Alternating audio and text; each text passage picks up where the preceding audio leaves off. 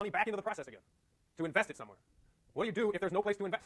You look around and there are all the factories you need for the current market. There's no need to make more, given the current market.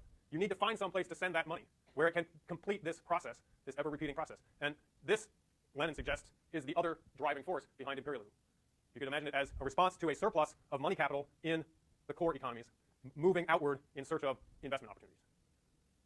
Any questions? Yeah.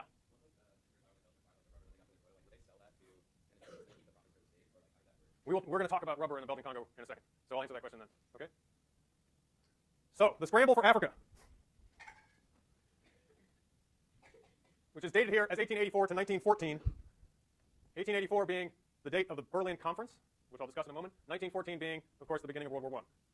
This was a period of intense geopolitical and financial tumult, crisis, wrangling, in which the countries of Europe, the developed industrial powers of Europe, principally the United Kingdom and France, but Germany, Portugal, others also involved, scrambled to get as much as they could of Africa. They imposed territorial definition and foreign rule across virtually the entire continent.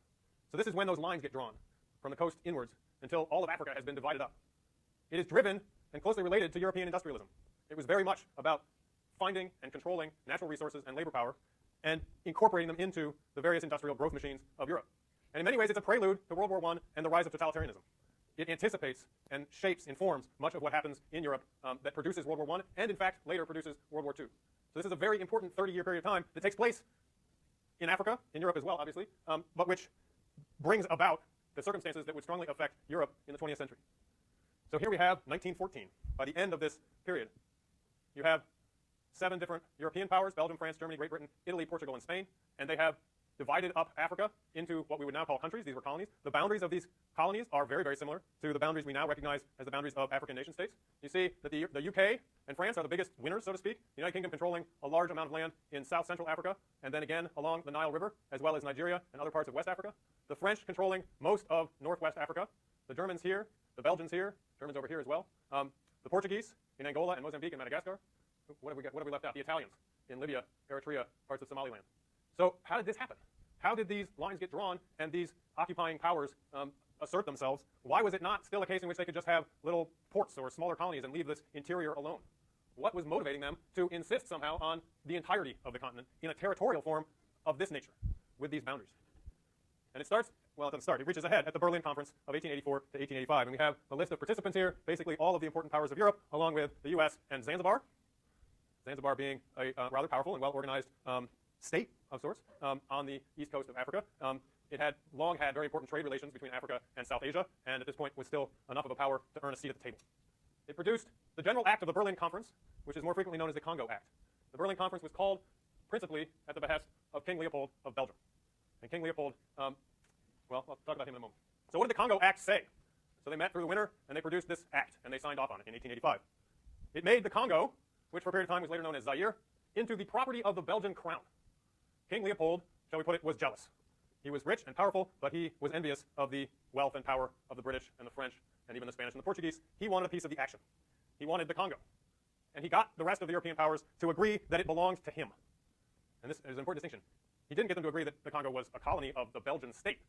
He got them to agree that the Congo was the property of the Belgian crown, which was him. It was his personal property. It was organized as the Congo Society. We'll talk about that in a moment. But it was his personal property.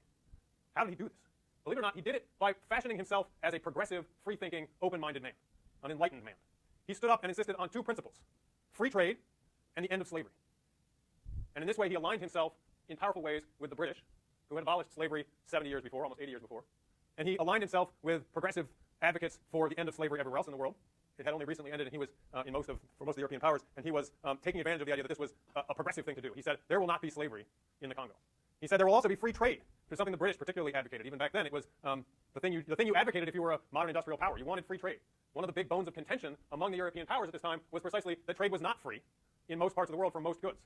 Part of the logic of the colonial empires was that you had privileged trade status within your colonial holdings, and you were working in rivalry against the other colonial empires, and there were stiff tariffs and restrictions imposed on trade between the different empires. Right? So the British wanted their colonies in Africa and elsewhere in the world to produce goods that they could freely get but other people couldn't. And they would feed them into their factories and produce manufactured goods and then send them back out with free or very reduced tariffs. Whereas if the French or the Italians or the Portuguese or the Germans wanted to sell their goods, the British would impose stiff tariffs on those goods, not only at home but also in their colonies.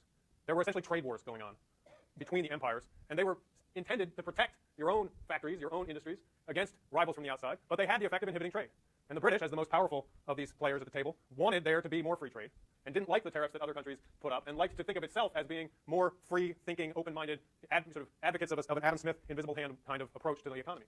So Leopold said, there will be free trade in the Congo Basin.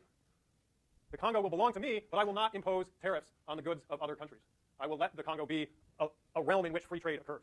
And I will even go so far as to open the shipping on the Congo and Niger rivers to my competitors, to other countries, to ships sailing under the flags of other empires. This was also, he also got them to agree to an international prohibition on the slave trade, which effectively brings an end to it. And then finally at the bottom here, this one is extremely important. The principle of effectivity. They all agreed that if you were going to claim possession of a foreign land, a colony, you couldn't just do it on the map and enforce it with naval brigades on the coastlines. You actually had to go occupy and control and defend those lands. You had to draw lines on the map and show an effective presence there in order to claim them. And this is what drives the scramble for Africa, perhaps more than anything else. It was kind of a starting gun to a race in which everyone was going to go try to get as much territory as they could, as quickly as they could, because you may have made a claim to something on a map, but you don't really get it unless you go possess it, effectively control it. Any questions? Here's King Leopold II of Belgium. If you're interested in learning more about this, there's a fantastic book called King Leopold's Ghost, which tells this story in all of its detail. King Leopold II, an extremely vain and dreadful man, perhaps the 19th century's most extraordinary criminal. Nonetheless, he was king, and he got away with it. David Livingstone, Henry Morton Stanley. These are two Brits, famous explorers in Africa. There's a famous story about Stanley spending years wandering around the interior of Africa looking for Livingstone, right? And he finally finds him. And apparently, according to legend, he looked at him and said, "Dr. Livingstone, I presume." Right? It's classic British, manners reappearing in the middle of Africa. Stanley was hired by Leopold to go to the Congo, which was in large measure still unexplored by Europeans, and carry out a plan. It started in 1876 when Leopold organized the International African Association, again under various progressive-sounding banners of freedom and opposition to slavery. He changed the name to the International Congo Society in 1878. He hired Stanley for 5 years to travel around the Congo Basin. He was one of very few Europeans who had any idea where to, what was there, how to get around, and signed treaties with the local peoples with this International Congo Society. Eventually, he had treaties covering more than 900,000 square miles. And this was the sort of coalition or consortium or political entity that Leopold then converted into this Congo Free State, which persisted from 1885 to 1908, when actually the Belgian government finally stripped him of personal possession of the Congo. So Congo Free State makes it sound like a state. It, in fact, was a kind of plaything for Leopold. If you look at the map, this is dated, obviously. It still calls it Zaire, an enormous country on the equator in the middle of Africa. The Congo River here defines this area in important ways. One of the reasons the area had been so little explored is that the river, although it is enormous, in terms of volume, it's the second largest river in the world, getting from the ocean to the interior on the river was basically impossible. The river flows through a series of canyons here, and in places, they recently discovered, it's more than 750 feet deep. It's the world's deepest river. Once you got past those canyons and waterfalls, it opens up into an enormous lake along the river, and this is where Kinshasa is located, and Brazzaville on the other side. And from here, up the river, all the way to, where's Kisangani? Somewhere in here. It's actually quite navigable. You can move big boats fairly easily along it. There are waterfalls here and there, but compared to this, it's nothing. And one of the early achievements of the Congo Free State was to force the locals to build a railway from the ocean up to Kinshasa, which of course got named Leopoldville, so that there would be some kind of way of connecting, for purposes of trade, between the ocean and the rest of the interior here. The first and most dramatic and outrageous of the many outrageous things that happened under Leopold's ownership of the Congo was the rubber boom. In 1890, the Dunlop Company began making inflatable rubber tires. This was triggered by the discovery of a way to make rubber resilient, essentially, to make it the vulcanization process, such that it didn't dry out and become brittle eventually. You could blow it up into tires, and they would last.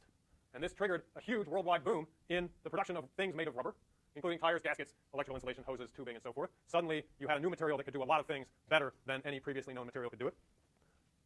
But rubber at this time had to be collected directly from plants growing in tropical rainforests. The Belgian Congo, under Leopold's rule, set about to do this on an enormous scale. The rainforests of Congo are the second largest in the world, and there was a lot of rubber there. And they set up a tributary system in which they could gather raw rubber from the forests for 1.35 francs per kilo, take them to Antwerp, and sell them for 10 francs a kilo, and make an extraordinary amount of money. And in a period of 14 years, the production and earnings from the rubber in the Congo increased 96-fold. How do you do this? The rubber actually grows in these vines that climb up into the canopy of the forest. The Belgians established a quota, 3 to 4 kilos of dried rubber per adult male villager per fortnight. Collecting this much rubber would require roughly 24 days per month of labor. So every male villager was required to simply go get this and turn it in. And that requires that you cut the vines and let the sap drip out and collect the sap. You have to work it and let it dry out until it forms into these. You can make these balls that are kind of sticky but stable. And you had to turn over this much every month. Or fortnight, I'm sorry. Fortnight should mean every 2 weeks, right? Yes. Do they still do this? There have been industrial processes developed to produce rubber. So the need to tap vines to get the raw material of rubber is now a minor part of the overall market. Pardon? Were they paid for this? No. Now, if you found a job doing this today in most of the parts of the world, I imagine you would get paid, but not very much. There was a corresponding boom going on in the Amazon at the same time, actually, in which other colonial powers were trying to figure out how to extract rubber from the Amazon. Now, there are a couple of things to notice about this system. You set this up. One thing is, of course, 24 days a month is pretty much full-time work, right? So you're not going to have time to do very much of anything else, such as hunt or grow food or hang out with your family. This was an extraordinarily exploitative requirement to make. And surprise, surprise, most of the villagers didn't really like this. And they were intensely interested in getting away from it. Yes? Can they get to the water? With rubber production? I have no idea what kinds of impacts this might have had on water. The village people no doubt needed water. I don't believe there was much in the way of byproducts that would contaminate water from this process, but I honestly don't know. So it became necessary to somehow enforce this quota. And this was not easy to do. Next thing to notice. Like this one is pretty easy, right? This is pretty close to ground level. You just sort of tap this, and you can let it drip and come back later and collect it. But as the sources at ground level got used up, more and more you had to climb into the canopy of the treetops to get to vines that you could tap. If you tap the trees or the vines poorly, if you cut too deeply, you will kill them. So there was another problem. In the scramble or rush to fulfill quotas, people might get in a hurry and overdo it. And the supply, I mean, if you do this right, and you don't try to take too much, it can be a sort of ongoing annual extraction from each plant. But if you start to kill them, you're going to see it's going to get harder and harder. You're going to have to go further and further. And you're going to have to climb higher and higher up in these trees. And there started to be a significant amount of injuries associated with people falling out of the treetops in their effort to get this. But it gets worse. In order to get the male villagers to fill their quotas, the colonial officials, acting through native conscripts, they drafted a certain number of native Belgian Congolese into the Belgian army and sent them out to enforce the quota. So this was actually, in most cases, being done by Africans as far as enforcement, under the whips, literally, of the Belgian military colonial officials. They found that in order to enforce the quotas, it was necessary to take hostage their families, to take their wives and children hostage and not give them back until the quota was fulfilled. This was necessary because otherwise these guys might disappear into the forest to collect their rubber and simply not come back. Their families could move with them. They might just basically flee. The soldiers who were charged with enforcing this were given guns and ammunition. But the military, the Congolese colonial officials discovered that these soldiers were hard to trust as well, and they would take their guns and their ammunition and they would go hunting because they had families to feed too. Ammunition was expensive, and the ammunition they were given was, in their view, more valuable for hunting wildlife to help feed their families than it was for shooting other Africans in the process of trying to enforce these quotas. And so the colonial officials came up with a plan, a way of dealing with this, and that was that they strictly counted the bullets, the ammunition that they gave to the conscripts, and they wanted to make sure that these bullets weren't being used, if at all, to enforce the quotas. And as a result, they said, for every bullet you use, we need some kind of token or proof that you, in fact, used it on a person and not on wildlife. Yes? If they kill a man, what happens to the children and wife? Good question. I mean, this is the ugliest story I'm aware of from African colonialism. What happened was that they required hands. If you were in the military, in the army, and you came in and said, I need more ammunition, you had to produce a human hand for every bullet that you had used to demonstrate that you had, in fact, used it for the intended purpose. And this was actually unearthed and exposed largely by the work of black American missionaries who went to the Belgian Congo and worked in these areas and started to meet more and more African men who were missing hands. And the reason the soldiers were doing this is that they actually discovered that they still want to use the bullets for hunting wildlife, but they could hack off somebody's hand and get more bullets. By the time Leopold was stripped of his ownership of the Belgian